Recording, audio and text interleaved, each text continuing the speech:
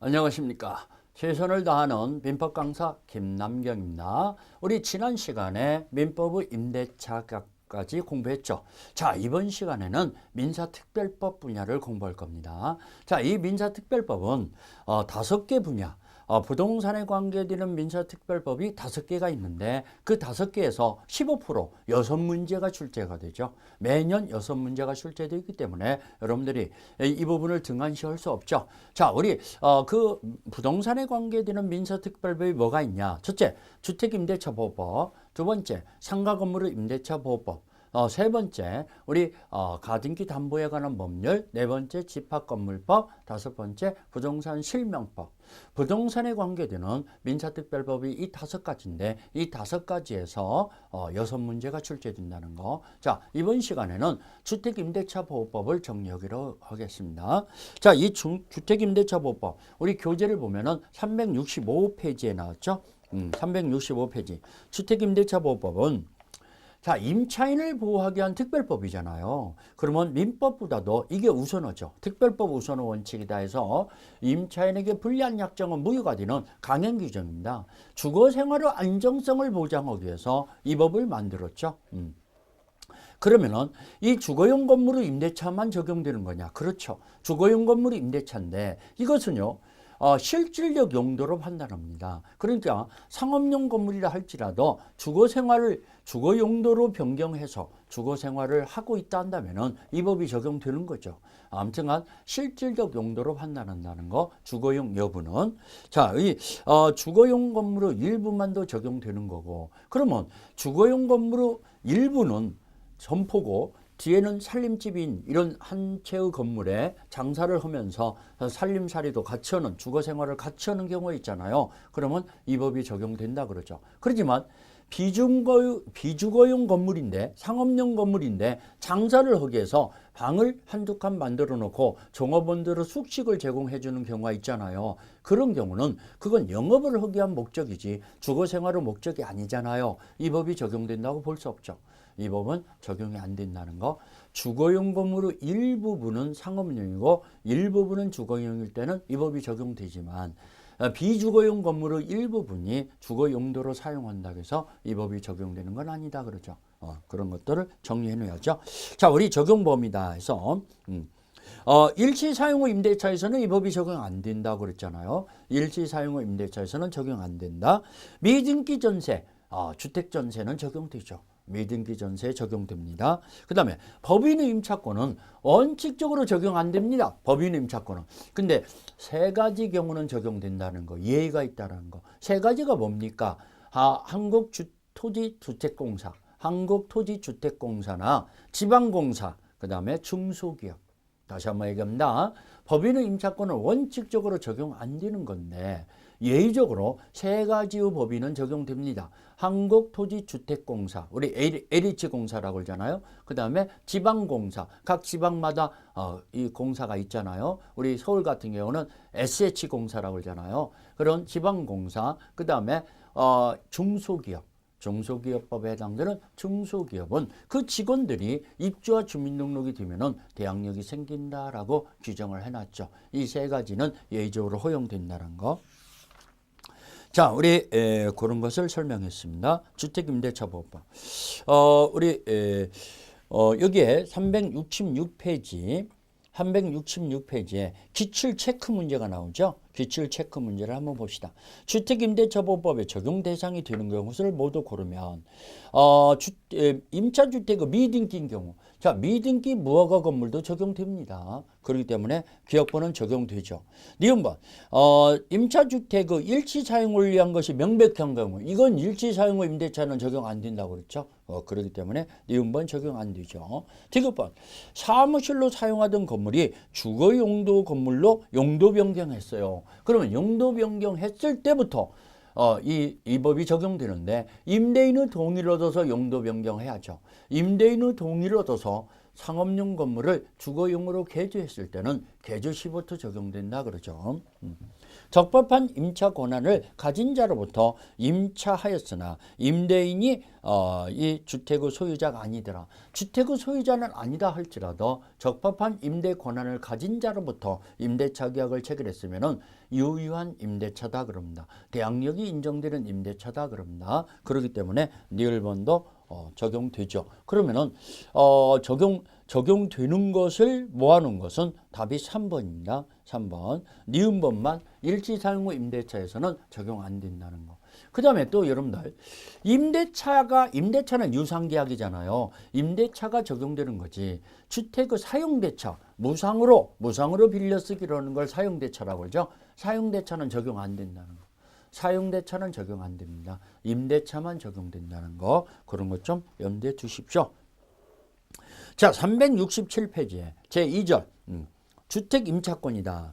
주택 임차권은 대항력. 자, 여기서 이제 좀 정리하고 들어갈까요? 대항력. 대항력이라는 것과 이 보증금의 우선 변제권이라는 것을 여러분들이 처음에 공부하시는 분들이 잘 좀 정리가 안 되는 헷갈리는 이런 분들도 계시더라 이겁니다. 자, 이 대항력이라는 것은 제3자한테 임차권을 주장할 수 있는 효력이죠. 자, 매매가 됐다든가 경매가 됐을 때 새로운 신소유자인 매수인, 경락인한테도 임차권의 효력을 주장할 수 있는 걸 대항력이라고 하죠. 이 대항력은 자, 입주와 전입신고가 되면은 주민등록이 된 것으로 보죠. 주민등록이 된 것으로 보죠. 주민등록. 그러면은 그 전입신고된 이 길, 다음 날이 이 길이죠. 이 길 0시부터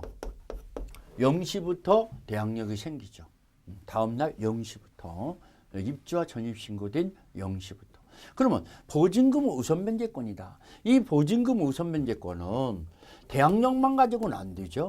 대항력에다가 자, 우리 확정일자를 받아야죠. 확정일자. 확정일자는 어디서 받는 거냐? 주민센터나 법원이나 등기소 또는 공중사무소에서 받아도 되죠. 그런데 그런 데서는 비용이 들어가니까 이 주민센터에서 받을 때는 무료로 받는 거니까 주민센터에서 받는 게 가장 좋겠죠. 확정일자를 받으면은 그 확정일자의 순위에 맞춰서 그 금액에 확정된 금액에 맞춰서 경공매, 여기는 경공매만 해당됩니다. 경공매에서 보증금, 경락대금에서 우선변제권이 인정되는 거죠. 이 매각대금에서 우선변제권이 인정된다 이러면 틀려요. 매매대금에서는 이 우선변제권이 아무 관계없어요. 경공매에서 우선변제권이 인정되는 거죠. 그러니까 이 확정일자는 것은 경매가 됐을 때 문제가 되지 경매가 안 된다면 확정일자는 아무 필요가 없는 거죠. 아무튼간 받아놓는 게 안심이 되죠. 자, 이 확정일자. 그지만 우리 보증금 중 일정액이라는 게 있잖아요. 보증금 중의 일정액이다. 일정액. 이걸 다르게 얘기하면은 소액 보증금이라고도 하죠. 이걸 또 다르게 얘기하면은 최우선 변제금이라고도 합니다. 최우선 변제금. 다 똑같은 의미라는 거. 자, 보증금 중 일정액을 지금 얘기하려고 그러죠. 보증금은 일정액은 경매 신청 등기 전까지 대항력만 있으면 충분하죠. 경매 신청 등기 전까지. 신청 등기 전까지 경매 개시 등기 전까지 대항력으로 충분하죠. 대항력으로 족하다라는 거. 확정일자를 안 받아도 되죠. 그렇지만 여러분들 여기서 오해하지 말 것은 우리 서울로 얘기해 볼까요? 서울특별시에서는 보증금 중 1억 원 중에서 3,400만 원입니다. 3,400만 원이 일정액이란 얘기죠. 이게 소액보증금이란 얘기죠. 이게 최우선 변제금이란 얘기죠. 그러면 3,400만 원은 확정일자라서 없어도 되는데 나머지 만약에 실제로 보증금이 1억 원이라고 가정해보면은 나머지 6,600만 원은 확정일자의 순위에 맞춰서 가져가는 거죠. 그렇기 때문에 3,400만 원을 오버되는 경우는 확정일자를 받아내야 하는 거죠. 그렇죠? 그런 거. 아무튼간 1억 원이 넘었으면은 여기서 또 오해하시는 분들이 있어요. 1억 원이 넘었으면은 3,400만 원은 적용이 안 돼요. 최우선 변제금은 없어요.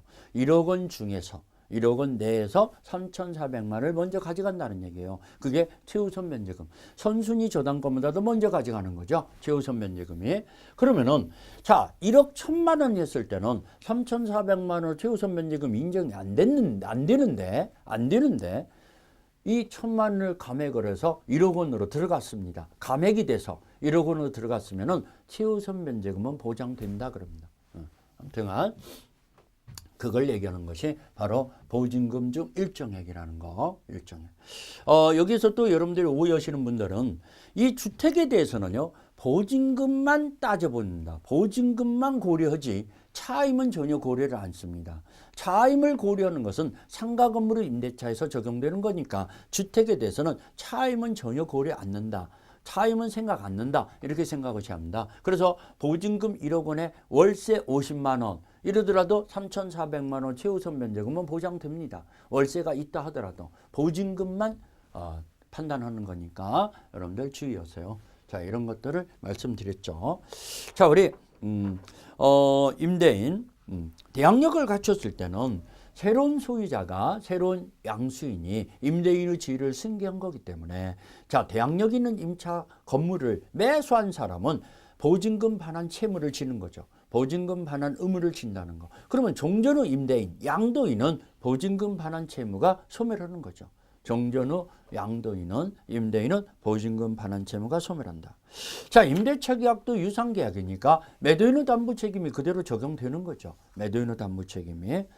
자, 그다음에 우리 여기 368페이지 판례 박스를 정리해 보면은 자, 우리 주민등록은 우리 대항력을 유지하기 위해서는 계속 존속하고 있어야죠. 그럼 언제까지 계속 존속해야 하냐? 바로 배당 요구 종기까지 계속 존속해야 한다 그럽니다. 배당 요구 기간의 종기까지. 그러나 주민등록이 일시적으로 다른 데로 옮겨졌어요. 그랬을 때는 대항력 상실되는 건데 물론 임차인의 의사에 반해서 옮겨진 경우는 대항력 상실되지 않아요. 임차인이 자기가 옮겼을 때 대항력이 상실되는 거죠. 근데 임차인의 의사에 의하지 않고 임차인 몰래 임대인이 옮겨놔 버렸어요. 그런다든가 이랬을 때는 대항력이 그대로 유지된다 그럽니다. 그렇지만 여러분들 여기서 하나 주의할 것은 임차인의 의사에 의해서 옮겨졌다 하더라도 임차인이 스스로 옮겼다 하더라도 가족의 주민등록이 그대로 있어요. 가족의 주민등록이 그대로 있고 임차인만 일시적으로 옮겨졌어요. 대항력 상실되지 않아요. 그대로 존속합니다. 그런 것 좀 염두에 두셔야겠죠.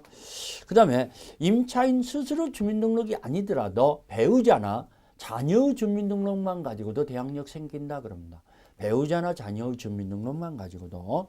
그 다음에 우리 연립주택에서는 연립주택이라는 것은 공동주택이죠. 아파트라든가 연립주택 말 그대로 여기에서는 집원만 가지고는 안 되죠. 주민등록을 할 때 동호수까지 기재해야죠. 동호수까지. 그렇지만 다가구용 단독주택일 때는 집원만 맞으면 대항력 생깁니다. 집원만 가지고도 충분히 대항력이 생기는데 이제 여기서 시험 문제가 되는 것이 이거죠.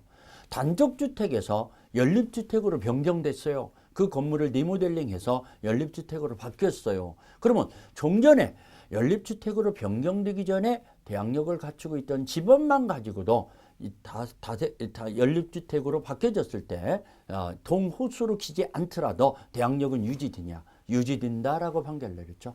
종전의 대항력만 가지고도 집원을 가지고도 연립주택으로 변경됐더라도 대항력은 여전히 유지된다는 거. 그런 것 좀 염두에 두셔야죠. 자, 그 다음에 우리 3번 판례를 보면은 자, 임대인의 동의를 얻어서 전대차 계약을 맺었어요. 그러면 전차인이 직접 거주자잖아요. 전차인의 주민등록이 돼야만이 임차인도 대항력 생기죠. 전차인의 주민등록이 있어야 한다는 거. 임차인의 주민등록은 필요 없다라는 거. 그런 걸 염두에 두셔야죠.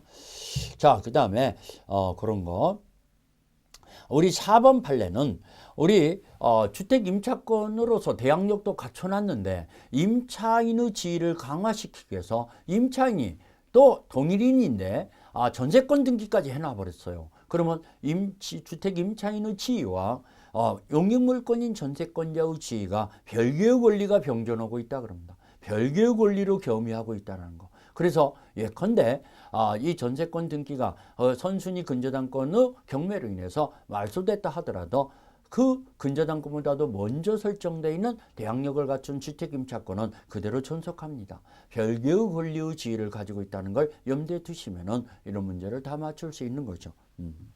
자, 그런다는 거. 그 다음에 주택임차권의 존속기간은 어떻게 되냐. 우리 최단기간은 보장되고 있다고 그랬죠. 2년. 최단기간. 그러면 2년 미만으로 약정을 했을 때 임차인은 2년 미만의 약정된 기간을 주장할 수는 있어도 임대인은 2년 미만 약정기간이 만료됐으니까 나가주시오라고 못 합니다. 임차인이 원하지 않는다면은 2년간 임차인은 살 수 있는 최단 기간이 보장이 되죠. 그래서 임차인과 임대인이 1년으로 계약을 맺었다고 가정해 봅시다. 근데 임대인은 1년 만에 나가주시오라고 못 하지만 임차인은 1년 만에 나가겠다라고 할 수 있습니다. 그러면 보증금을 내줘야죠. 임차인은 1년 기간을 주장할 수도 있지만 또 임차인이 원하지 않을 때는 2년간 살 수도 있습니다. 아무튼간 이 2년 미만으로 약정된 기간이 있을 때 임대인은 그 기간을 주장 못 하지만 임차인은 그 기간을 주장할 수 있다는 거. 그런 걸 주의하시고 369페이지에서 우리 제일 위에 동그라미 2번 이거 문제 참 잘 나옵니다. 임대차 기간이 종료됐다 하더라도 보증금 반환 시까지는 임대차 관계는 계속 존속한 것으로 본다. 다시 한번 얘기합니다. 임대차 관계가 종료, 기간이 끝났어요. 끝났더라도 보증금 반환 시까지는 임대차 관계는 계속 존속한 것으로 본다. 그래서 임대 보증금 반환과 임차물의 반환은 동시행 관계잖아요. 그래서 우리 규정이 돼 있어요. 아예 4조 2항에 규정이 돼 있기 때문에 잘 좀 밑줄 쳐놓으세요. 자, 임대차의 갱신이다. 우리 주택임대차도 묵시적갱신이 가능합니다. 우리 자동갱신, 법정갱신이라고 그러죠. 기간이 만료되기 전에 이 임대인은 6월에서 1월 사이에 임차인은 기간 만료되기 전 1월 전까지 나가겠다, 나가주시오 이런 의사를 통지해야 하는데 그런 통지가 없었을 때는 기간 만료 시와 동시에 전 임대차와 동일한 내용으로 다시 갱신한 것이 된다 그럽니다. 이게 묵시적갱신인데 이때 존속기간은 2년으로 된다는 거. 존속기간은 2년이라는 거. 그래서 임대인은 묵적갱신이 됐을 때 2년간 기다려야 합니다. 그렇지만 임차인은 언제든지 해지 통고할 수 있어요. 임차인은 언제든지 해지 통고할 수 있는데 통고기간이 3개월이라는 거. 3개월이 지나면 임차권은 소멸하게 되죠.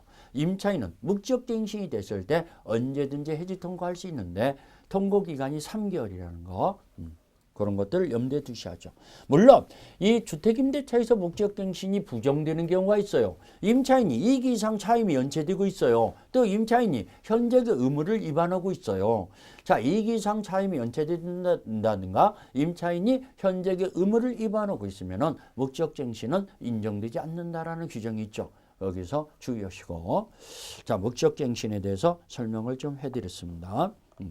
자, 그 다음에 제3절 보증금에 대해서 보자 이겁니다. 차임이나 보증금의 증감 청구권이 있는데 자, 이 보증금에 대해서 여러분들이 하나 알아놓을 것은 지금 임대차 계약을 체결할 당시에 준 것만이 보증금이냐? 아니라는 거. 기존 채권, 3년 전에 빌려줬던 채권을 가지고 보증금으로 대신할 수도 있다는 거. 그래서 보증금 지급은 현실적 수수를 요하지 않는다 그럽니다. 현실적으로 준 것만이 보증금일 필요는 없다는 얘기죠. 기존 채권으로 보증금으로 대체하더라도 이 입주와 주민등록하고 입주, 사용하고 있으면은 적법한 임차권으로 대항력을 가지고 있는 거죠. 기존 채권으로 보증금을 대체할 수도 있다는 거. 그 다음에 보증금은 차임은 경제사정의 변동에 의해서 증액이나 감액을 청구할 수 있어요. 근데 증액에 대해서는 제한이 있죠. 증액에 대해서는 자 20분의 1을 우리 보증금 증액 보증금 증액에 대해서 정리해 봅시다. 보증금 증액이 제한이 있어요.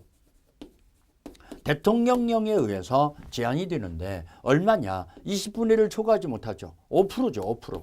20분의 1은 5%죠. 5%. 또 1년 동안 제한을 당해요. 1년 이내에는 또 증액을 청구 못하죠. 계약을 맺은 날부터 1년. 또 증액을 해준 날부터 1년. 이는 증액을 청구하지 못하죠. 5% 제한을 받는 건데 이것이 예의가 두 가지 있어요. 우리 대법원 판례. 재계약이나 재계약. 재계약이나 기간이 2년 기간이 끝났어요. 다시 계약을 재계약을 맺는 경우 있잖아요. 그러면은 5%를 초과해도 무방하다 그럽니다. 그다음에 합의에 의한 증액. 쌍방이 임대인과 임차인이 합의가 됐어요. 그러면 5% 이상을 증액해도 된다는 얘기죠.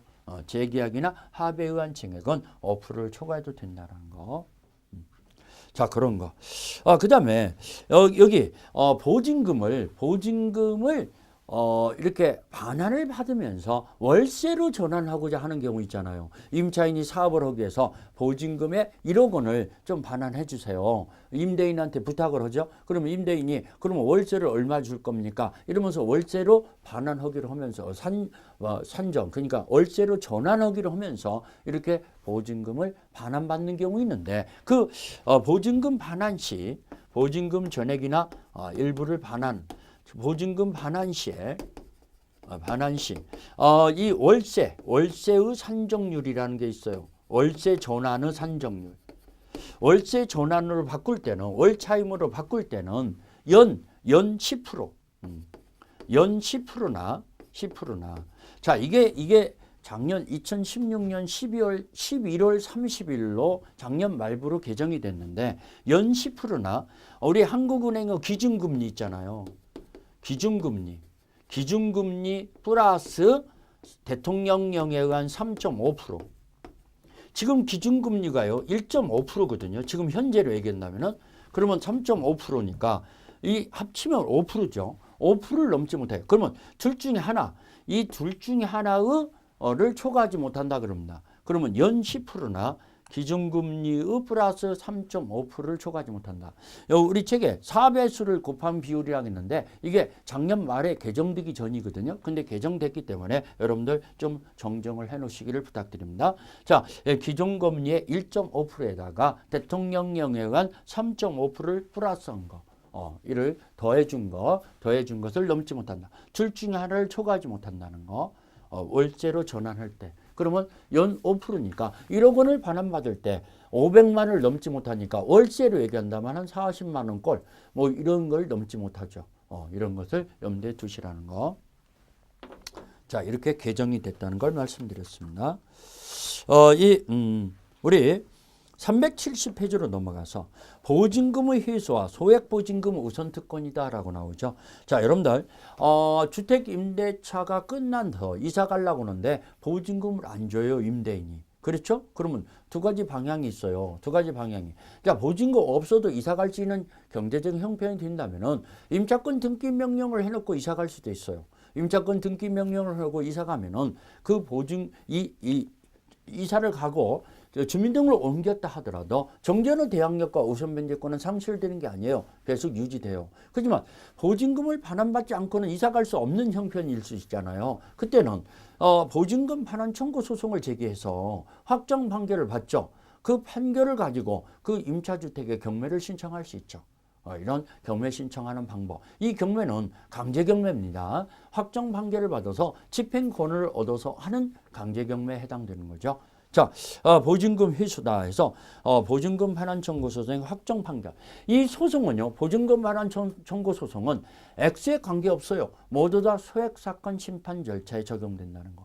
액수에 관계없이 모두 다 소액사건 심판 절차에 적용된다는 거. 그래서 집행권을 얻으면은 경매를 붙일 수 있는데 여기서 여러분들 시험 문제 참 잘 나오는 게 이거죠. 자, 우리 동그라미 1번에 세 번째 줄. 자, 이 경매를 집행할 때요. 반대 의무 이행 제공 또는 이행 제공은 집행 개시권으로 하지 아니한다. 이게 여러분들 시험 문제 8번 나왔어요. 자, 다시 한번 얘기합니다. 임차 이 주택에 경매를 붙이려고 그래요. 보증금 반환 청구 소송에 확정 판결을 받아서 경매를 붙일 때 반대 의무 이행 또는 이행 제공은 집행 개시 요건으로 하지 아니한다나. 이 말은 뭔 말이냐? 임차 주택을 비워주지 않고 이사 가지 않고도 경매 붙일 수 있다라는 거. 이게 주택가 상가에서만 특별 규정으로 예외 규정을 두고 있어요. 우리 민사집행법에서 그 강제 집행을 하려고 할 때, 강제 경매를 하려고 할 때 자기가 그 물건을 가지고 있으면서 경매 못 붙이는 거거든요. 근데 주택이나 상가에서는 이사갈 형편이 못 되는데 보증금도 못 받은 상태에서 이사가고 경매 붙이한다는 건 경매를 실행하지 못하는 현상이 나와버려요. 그래서 주택과 상가에서는 예외 규정을 해놨죠. 임차인이 비워주지 않고도 경매 붙일 수 있는 예외 규정을 두고 있다는 거.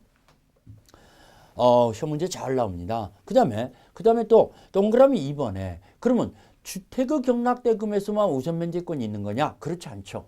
대지에 대해서도 임차권 효력이 미치거든요. 그러면 대지의 경락대금에서도 이 우선 면제권을 인정받는다는 거. 그러면 선생님, 미등기 무허가 주택이다 보니까 주택은 경매가 안 됐고 대지만 경매가 되는 경우도 우선 면제권이 인정됩니까? 예, 인정됩니다. 대지의 경락대금에서도 우선 면제권이 인정되죠. 그럼 선생님, 또 이런 경우는 어떻게 됩니까?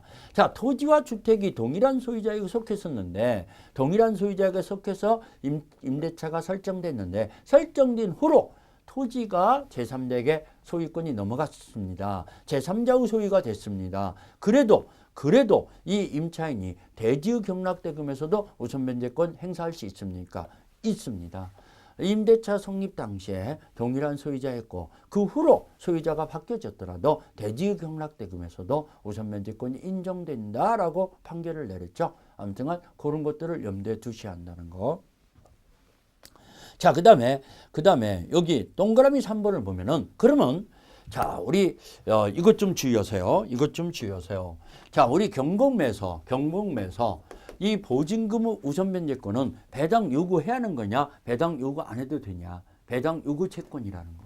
보증금 우선 면제권 확정일자를 받았어요. 이 확정일자의 순위에 맞춰서 우선 면제권이 행사가 되는 건데 이거 배당 요구 채권이죠. 배당 요구 채권이라는 것은 자, 우리 배당 기간에 우리 법원의 배당 기간을 정해줘요. 요구 기간을 정해줘요. 2달 내지 석 달 이내에 정해주는데 그 기간 내에 요구를 안 하면은 우선 면제권자에서 탈락돼 버립니다. 배당 요구해야 한다는 거. 그러면 최우선 면제금도 배당 요구해야 합니까? 예, 해야 합니다. 최우선 면제권도 배당 요구 채권이다 그럽니다. 배당 요구 안 하면은 보증금 중 일정액이라는 최우선 면제금도 보장이 안 되죠. 그런데 배당 요구 안 해도 되는 것이 2가지 있어요. 이것 좀 잘 기억하시라고 지금 말씀드리는 거죠. 배당 요구 안 해도 되는 것이 조금 전에 얘기했던 임차인이 보증금 반환 청구 소송을 제기해서 확정 판결을 받아서 임차인 스스로 강제 경매를 붙이는 경우 있다고 그랬죠. 주택에. 그랬을 때는 임차인이 확정 판결서를 제출하면서 경매를 신청한 거기 때문에 보증금이 X가 기재가 되잖아요. 그렇기 때문에 배당 요구 안 해도 돼요. 자, 임차인 스스로 경매를 신청하는 경우, 스스로 강제 경매를 신청할 때, 이럴 때는 배당 요구 안 해도 되죠. 그 다음에 또 하나.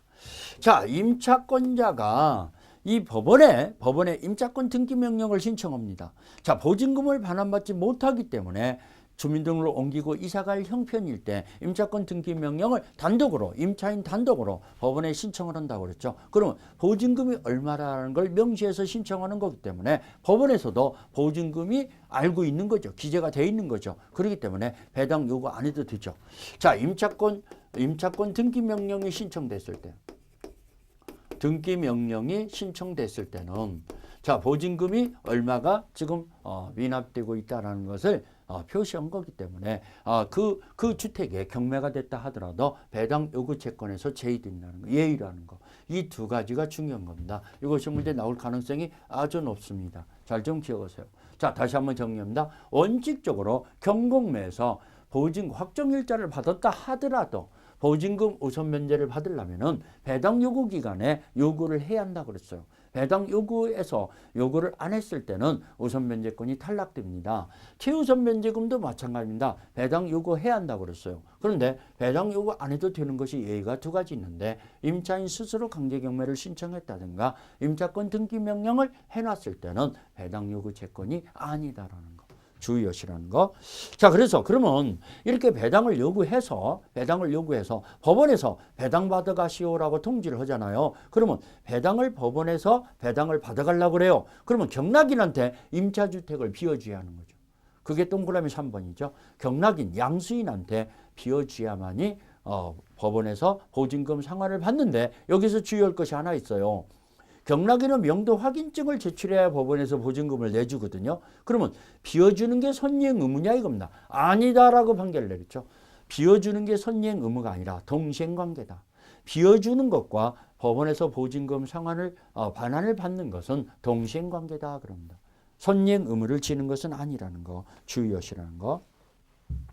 자, 소액보증금 우선 특권이다. 자, 우리 주택가격이나 대지가격을 포함해서 2분의 1을 한도 내서 최우선 면제금, 보증금 중 일정의 그 우선 면제가 인정되는데 그 박스를 보니까 370페이지 박스를 보니까 자, 우리 서울에서는 1억 원 이하의 3,400만 원, 수도권에서는 8천만 원에서 2,700만 원. 여러분들 인천시는 수도권으로 들어갑니다. 광역시로 안 들어갑니다. 수도권이라는 걸 주의하세요. 그다음에 광역시는 6천만 원에서 2천만 원.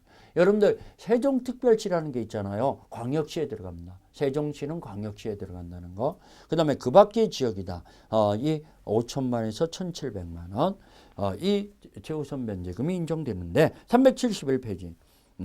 자, 우선 면제권은 승계다라고 나오죠. 이게 2014년도에 추가됐는데 자, 금융기관이 임차 보증금의 전부나 일부를 양도받기로 하면서 이 임차인에게 대출을 해주는 경우 있잖아요. 금융기관, 은행권에서. 그러면 금융기관이 보증금의 전부나 일부를 양도받기로 하면서 대출을 해줬을 때 임차인이 가지고 있는 우선 면제권은 금융기관의 승계가 된다는 거. 금융기관의 우선 면제권이 승계가 된다. 이게 신설 들어갔습니다. 만약에 그 보증금 반환 채권만 일부나 전부를 양도받은 일반 채권자일 때는 우선 면제권이 승계가 안 됩니다. 하지만 금융기관이 채권자일 때는 우선 면제권이 승계된다는 걸 주의하셔야겠는데 여기에 371페이지에 이 우선 면제권은 대항력이 상실되면 우선 면제권이 상실됩니다. 대항력이 상실되면 우선 면제권 행사할 수 없죠. 그 다음에 동그라미 3번을 보면은 금융기관이 우선 면제권을 행사하기 위해서 임차인을 대의하여 임대차 계약을 해지할 수 있냐? 해지할 수 없다 그럽니다. 임차 기간이 남아 있는데도 이 금융기관이 먼저 배당을 받기 위해서 이렇게 해지 청구한다면은 안 되잖아요. 그렇기 때문에 이 임차인을 대의해서 임대차 계약을 해지할 수 없다라는 거. 자, 제4절 임차권 등기 명령이다라고 나오죠. 임차권 등기 명령은 임대차 기간이 종료된 후에다 동그라미 차죠. 종료된 후에 보증금 반환받지 못하고 있어요. 보증금 반환이 지체되고 있어요. 그랬을 때는 임차권 등기 명령을 임차인 단독으로 법원에 신청할 수 있죠. 물론 임대인이 등기 협력을 해주면은 임대인과 임차인이 합의에 의해서 등기할 수도 있어요. 그래도 상관없어요. 그렇지만 임대인이 등기 협력을 안 해줄 때는 임차인 단독으로 등기 명령을 신청하면은 법원의 촉탁에 의해서 행해지는 등기가 이루어지죠. 촉탁 등기가 이루어지는데 이 등기가 되고 난 다음에는 이 이사가 하더라도 주민등록을 옮기더라도 종전의 대항력과 우선 면제권은 계속 존속한다는 거, 계속 유지된다는 거. 그런데 여기서 여러분들이 꼭 좀 주의할 것이 있어요. 이 임차인이 좀 민법을 공부를 않다 보니까 잘 몰라서 임차권 등기를 신청해야 하는데 전세권 등기를 해놔버렸어요. 전세권 등기를 해놓고 이사 갔어요. 주민등록을 옮겼어요. 그러면 종전의 대항력과 우선 면제권 유지되냐? 상실된다 그럽니다. 종전의 대항력과 우선 면제권은 상실돼 버려요. 그러면 임차권 등기를 해야지 전세권 등기를 해서는 안 된다는 얘기죠. 임차권 등기와 전세권 등기는 상이하기 때문에 전세권 등기가 됐을 때는 이 규정이 보장이 될 수 없다라고 대법원 판결을 내렸죠. 자, 아무튼간 잘 눈여겨보시고 372페이지로 넘어가서요. 효과. 자, 임차권 등기가 됐을 때는 종전의 대항력과 우선 면제권은 계속 그대로 유지된다는 거. 임차권 등기가 되는 소요되는 비용이 있잖아요. 등기 비용은 임대인에게 청구할 수 있다 그러죠. 임대인에게. 그 다음에 이 임차권 등기를 해놓고 여기 제일 위에 동그라미 2번을 보니까 임차권 등기를 하고 이사 갔어요. 그 주택에 새로운 다른 임차인이 입주를 했잖아요. 그 새로운 임차인에게는 최우선 면제금이 인정이 안 된다는 거. 보증금 중 일정의 소액 보증금의 우선 면제권은 없다라는 거. 왜? 임차권 등기를 명령을 하고 이사 간 이 임차인에게만 인정돼야 하기 때문에 그렇죠.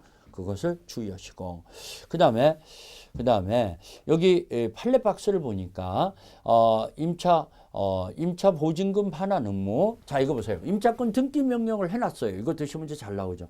등기 명령을 해놓고 이사 갔는데 6개월 후에 임대인이 보증금을 준비했어요. 그럼 보증금 반환과 임차권 등기 말소 의무가 동시행관계냐 이겁니다. 동시행관계가 아니다 그러죠.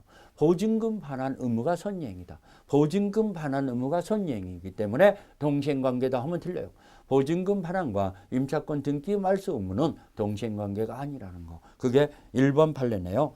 그 다음에 임차권 등기 명령을 해놨을 때는 별도로 배당 요구 안 해도 된다고 그랬어요. 배당 요구하지 않아도 당연히 배당 채권자가 된다라는 거. 자, 우리 기출 체크 문제 볼까요?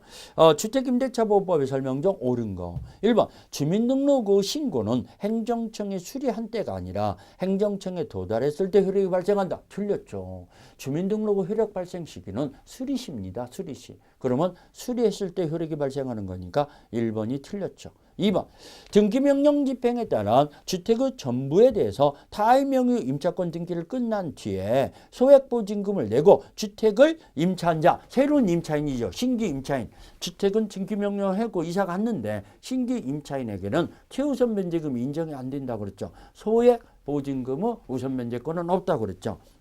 자, 이랬을 때 임차한 자에게는 최우선 면제권을 행사할 수는 없다. 2번 맞았죠. 2번이 맞은 거네요. 3번 임차권보다도 선순위 저당권이 존재하는 주택이 경매가 매각됐어요. 경매로. 그러면 선순위 저당권이 있기 때문에 후순위의 대항력 있는 임차권이라 할지라도 경락인한테 대항하지 못하죠. 말소 기준으로 걸리는 선순위 저당권이잖아요. 그러면 선순위 저당권이 있기 때문에 후에 있는 임차권은 소멸해버리죠. 소멸해버리죠. 경락인한테 대항할 수 없어요. 근데 경매의 경락인은 매수인은 임대인의 지위를 승계한다. 틀렸죠. 경락인은 아무런 책임 없죠. 임대인의 지위를 승계하는 게 아니라는 거 3번 틀렸고 4번 소액 임차인이 경매 신청을 등기 전까지 임대차 계약서의 확정일자를 받아야 최우선 변제권을 행사한다. 최우선 변제권은 확정일자가 필요 없다고 그랬죠. 자, 이 경매 신청 등기 전까지 대항력만 있으면 충분하다고 그랬죠. 최우선 변제금은 확정일자가 필요 없다는 거. 그러면 4번도 틀렸고 5번 주택 임차인의 우선 변제권은 대지 환가대금에서 미치지 않는다. 자, 우리 우선 변제권은 대지 환가대금에 미친다고 그랬잖아요. 그래서 대지 경락대금에서도 우선 변제권을 행사할 수 있다고 그랬죠. 이렇기 때문에 5번도 틀렸죠. 그러면은 맞은 걸 골라주니까 2번만이 답이네요. 자, 우리 기타 제5절 경매에 의한 임차권 소멸이다. 경매가 되면 임차권이 소멸하는 게 원칙이지만 다만 대항력 있는 임차권은 보증금 전액 변제 시까지는 그러하지 아니하다라고 나오죠. 대항력 있는 임차권이라는 게 뭐냐? 자, 선순위 임차권이 후순위 근저당권이 경매가 되더라도 선순위 임차권은 존속하는 게 원칙이잖아요. 경락인한테도 대항 가능한 것이 원칙이잖아요. 이걸 말하는 거예요. 그러면 후순위 근저당권이 경매가 됐을 때 선순위 임차권은 배당을 요구했을 때는 소멸하지만 전액 배당되면서 소멸하지만 배당을 요구했더라도 전액 배당되지 않고 있어요. 그러면 소멸하지 않는다는 뜻입니다. 배당을 요구해서 전액 보증금을 배당받았을 때는 소멸합니다. 그렇지 않고는 소멸하지 않는다는 거. 자, 임차기간 만료 전에 임차주택이 경매가 된 경우 계약의 해지와 보증금 우선 면제다. 선택적으로 행사한다고 그랬죠. 금방 선순위 대항력 있는 임차권일 때 후순위 근저당권자가 경매가 됐을 때 임차권을 주장할 수도 있고 그다음에 보증금 우선 면제를 신청할 수도 있고 그럼 보증금 우선 면제를 신청했을 때 배당을 요구했을 때는 전액 배당되면서 임차권은 소멸하게 된다고 그랬죠. 그 다음에 우리 보증금 반환 채권만 양수한 채권자. 아까 보증금 반환 채권만 양수한 일반 채권자 할 때는 임차인의 우선 면제권은 승계가 안 된다고 그랬죠. 그렇지만 금융기관일 때는 은행권일 때는 임차인의 우선 면제권이 승계된다고 아까 강조했잖아요. 그것을 얘기하는 거고 경매법원에서 배당을 요구하는 배당 요구 채권이라고 그랬죠. 배당을 요구해야지. 만약에 요구 안 했을 때는 우선 변제권에서 탈락되는데 자, 제일 밑에 디귿벌을 보니까 자, 선순위 경락인한테도 대항 가능한 주택 임차권이 있는데 자, 나머지 잔여 기간을 자기가 포기하고 이사 가고 싶어서 배당을 요구했어요. 배당을 요구했는데 전액 배당 받지 못했어요. 일부밖에 못 받았어요. 그랬을 때는 이 임차권은 소멸하지 않고 나머지 금액에 대해서 경락인한테 대항할 수 있어요. 대항할 수 있는데 두 번째 경매가 들어갔네. 다시 경매가 들어갔네. 2차 경매가 됐을 때 못 받았던 나머지 금액을 배당 요구할 수 있냐? 못한다 그럽니다. 한 번 요구했을 때는 우선 변제권은 탈락된다. 우선 변제권은 소멸합니다. 그래서 2차 경매가 됐더라도 나머지 배당 못 받은 금액은 요구할 수 없다는 거. 받을 수 없다라는 거.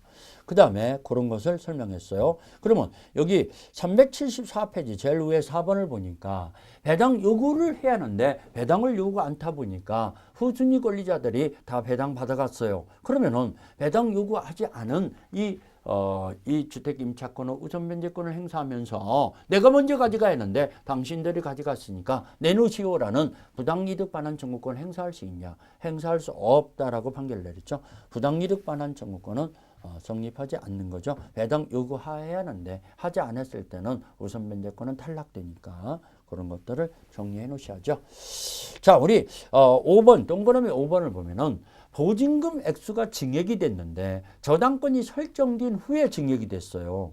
후순위 저당권이 설정된 후에 선순위 보증금, 임차권의 보증금이 증액이 됐을 때는 증액된 부분에 대해서는 경락인한테 대항하지 못합니다. 왜? 저당권보다도 후에 생긴 증액된 부분은 저당권보다도 후에 생긴 거기 때문에 저당권에 우선 변제권이 없어요. 그러면 증액된 부분에 대해서는 이 경락인한테 대항할 수 없다라는 거.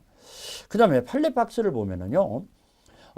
여기 임차권의 지위를 강화하기 위해서 전세권 등기까지도 같이 했어요. 근데 그 중간에 저당권이 있어요. 1번 판례를 보면은 대항력권을 갖춘 임차권이 선순위가 있고 그 다음에 저당권이 있고 그 다음에 그 임차권자가 전세권 등기를 했다는 얘기죠. 그러면 저당권자가 경매가 실행되면은 이 전세권은 소멸하죠. 후순위 전세권이니까. 그렇지만 선순위 임차권은 대항력을 갖춘 임차권은 경락인한테 대항할 수 있다는 거. 곧 이 임차권자가 이 전세권 등기까지 했을 때는 주택 임차인의 지위와 용익물권인 전세권자의 지위가 겸유하고 있다. 별개의 권리를 가지고 있다라고 생각하면 다 맞는다고 그랬죠. 별개의 권리를 가지고 있다. 그래서 별개의 권리를 가지고 있기 때문에 여기 임차인의 지위로서 2번에 1번 판례 임차인의 지위로서 경매법원에 배당을 요구했다고 하더라도 전세권의 지위에서 배당 요구한 것이라고 볼 수는 없다. 전혀 별개의 권리를 가지고 있다는 걸 염두에 두시라는 거. 자, 임차권의 승계다. 여러분들 사실은 배우자한테도 임차권이 승계가 되죠. 근데 여기서 여러분들 우리 임차권 승계 구조에 나오죠. 구조. 임차권 승계. 승계란 얘기는 상속. 상속이 되는 거. 자, 상속이 되는데 자, 여러분들 가만히 볼까요? 여러분들 이해하기 쉽게. 갑과 을이 이 배우자인데 이게 사실은 배우자예요. 사실은 배우자라는 것은 혼인신고가 안 돼 있는 배우자죠. 근데 여기에 전처 소생에 전처, 사별한 전처, 사별했다고 봅시다. 사별한 전처의 소생에 자녀가 이 A라는 자녀가 있다고 봅시다. 자녀는 이 갑과는 일촌지간이잖아요. 일촌지간인데 자녀가 2촌 이내의 상속인이 가정공동생활을 하고 있어요. 근데 임차인이 사망했어요. 사망했을 때는 이 2촌 이내의 상속인이 가정공동생활을 하고 있을 때는 상속인만 승계가 됩니다. 이자만 임차권이 승계가 되죠. 사실은 배우자는 승계가 안 되죠. 그렇지만 이 2촌 이내의 상속인이 별거하고 있어요. 자, 사별한 전처의 아기가 같이 동거하고 있는 게 아니에요. 별거, 같이 가정공동생활을 하고 있는 게 아니에요. 그래도 여기는 2촌 이내의 이 자녀는 상속인이잖아요. 그럴 때 사실은 배우자와 이 별거하고 있는 상속인과는 공동승계죠. 공동승계. 같이 상속받는 거죠. 그렇지만 상속인이 가정공동생활을 갖추고 있을 때는 상속인만 승계가 된다는 거. 그걸 염두에 두세요. 상속인이 2촌 이내의 상속인이 이 임차인과 사실혼 배우자와 가정공동생활을 같이 하고 있어요. 이 아기가 전체의 소생 아기가 어리다고 보면은 같이 살고 있는 경우 있겠죠. 그랬을 때는 상속인만 승계가 되지만 별거하고 있었다면은 이촌의 상속인이 별거하고 있었다면은 사실혼 배우자와 공동 승계가 되죠. 근데 임차인이 사망했더라도 자 빚이 많을 경우도 있잖아요. 그러면 그 임차권을 승계받아서는 안 되겠죠. 이럴 때는 1개월 이내에 포기할 수 있다는 거. 1개월 이내에 상속을 포기할 수 있습니다. 그런 거. 자, 우리 그런 것들이 지금 374페이지에 임차권 승계에 대해서 정리해 놨죠. 그 밑에 이제 판례 해갖고 우리 주택임대차에서 판례가 많이 나옵니다. 그 판례를 여러분들이 좀 숙지하라고 잘 정리해 놨죠. 여기 정리해 놨는데 판례 중에서 여러분들 여기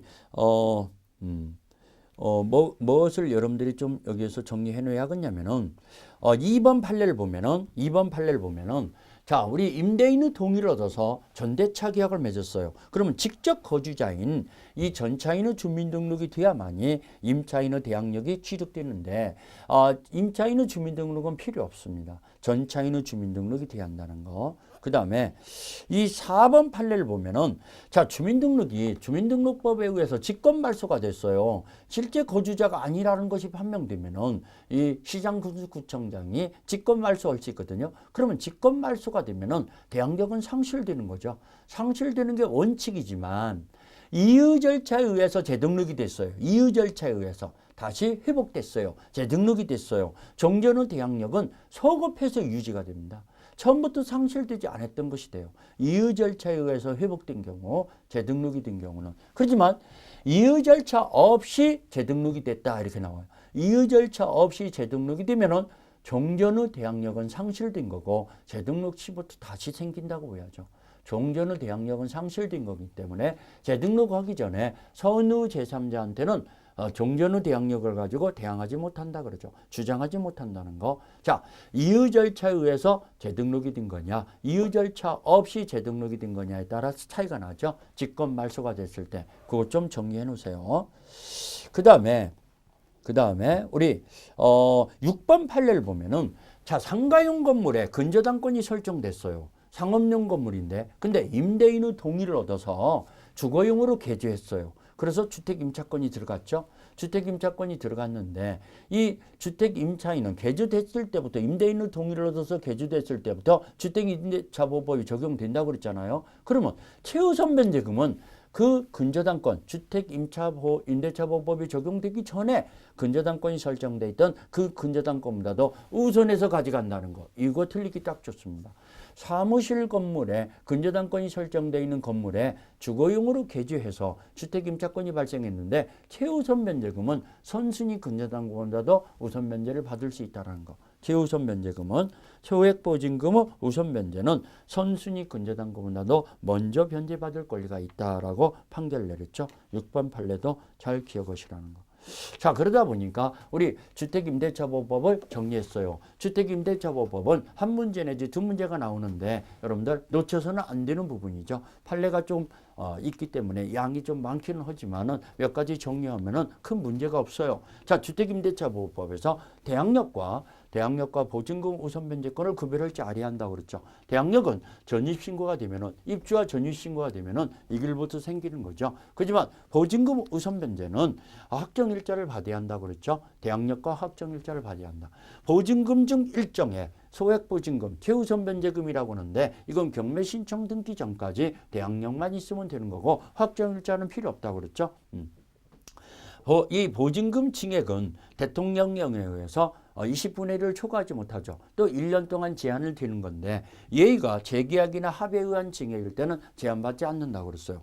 보증금을 일부를 반환받으면서 월세로 전환하고자 할 때 산정률이 이게 작년 말부로 개정이 됐다고 그랬죠. 2016년 11월 30일부로 자, 연 10%와 한국은행의 기준금리에다가 플러스 대통령령에 의한 3.5%를 초과하지 못한다 그럽니다. 그럼 만약에 초과해서 이행을 했으면 어떻게 됩니까? 초과 초과 이행 시에는 반환 청구가 인정된다라는 거. 부당이득 반환 청구가 할 수 있다라는 거. 자, 이런 보증금이나 차임을 이렇게 대통령으로 제한시키고 있는데 그걸 초과해서 이행을 했으면은 반환 청구할 수 있다 그럽니다. 그것도 주의하세요. 자, 이게 개정됐기 때문에 주의하시라는 거죠. 자, 기준금리 플러스 3.5%를 10%나 3.5%를 두 가지 중에 하나를 초과하지 못한다. 자, 보증금은 우선 면제, 경공매에서 우선 면제는 확정 일자를 받으면 우선 면제권 인정되는데 배당 요구해야 한다고 그랬어요. 근데 배당 요구 채권에서 예의되는 것이 임차인 스스로 강제 경매를 신청했다든가 임차권 등기 명령이 됐을 때는 배당 요구 채권이 아니라고 그랬어요. 예의라고 그랬어요. 그다음에 임차권은 마지막에 승계해서 사실은 배우자한테도 상속이 되는 건데 이촌 이내의 친족이 가정공동생활을 하고 있을 때는 이 상속인만 이촌 이내의 상속인만 승계되지 사실은 배우자는 승계가 안 돼요. 그렇지만 별거하고 있었어요. 가정공동생활 안 하고 있었을 때는 이촌 이내의 상속인과 사실은 배우자가 공동 승계가 된다고 그랬어요. 그다음에 이 임차권의 승계는 1개월 이내에 포기할 수도 있다고 그랬어요. 이런 것들을 잘 정리해 놓으시면은 큰 문제가 없다고 봅니다. 자, 우리 다음 시간에는 상가 건물의 임대차 보호법을 또 잘 정리하기로 하겠습니다. 이 권리금 계약이 추가됐기 때문에 상가 건물의 임대차 보호법을 잘 정리해 놓으셔야죠. 자, 우리 언제나 최선을 다하는 민법 강사 김남경이었습니다.